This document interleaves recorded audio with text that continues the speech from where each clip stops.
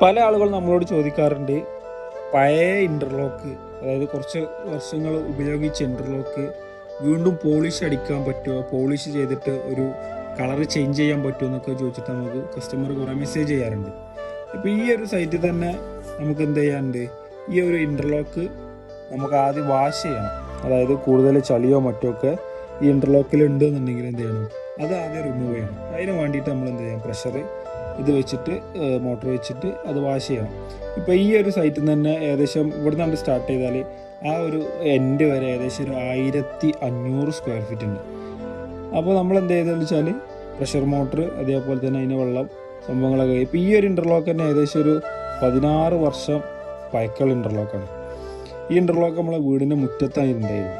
മുറ്റത്തുനിന്ന് നമ്മൾ ഇൻ്റർലോക്ക് പുതിയത് നമ്മൾ വിരിച്ച സമയത്ത് എന്ത് ചെയ്ത് ഇവിടുന്ന് ആ തല വരെ വീടിൻ്റെ മുറ്റം വരെ പാസേജ് മൊത്തത്തിൽ നമ്മൾ ഇൻ്റർലോക്ക് വെച്ച്.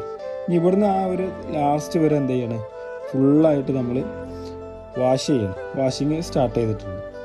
അതേപോലെ തന്നെ വാഷ് ചെയ്യുമ്പോൾ കൂടുതലായിട്ടുള്ള ചളി കച്ചറ സാധനങ്ങളൊക്കെ നമ്മൾ സ്ക്രാപ്പർ വെച്ചിട്ട് അത് വരുതി, എന്നിട്ടാണ് നമ്മൾ ചില ഇൻ്റർലോക്കിലൊക്കെ സിമെൻറ്റൊക്കെ പിടിച്ചിട്ടുണ്ട്.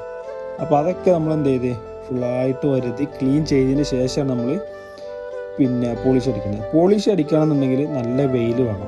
നല്ല വെയിലുള്ള സമയത്ത് മാത്രമേ പോളിഷ് അടിക്കാൻ പാടുള്ളൂ. എന്നാൽ മാത്രമേ അതിനെന്തേ ഉള്ളൂ, കൂടുതൽ ലൈഫ് കിട്ടുള്ളൂ.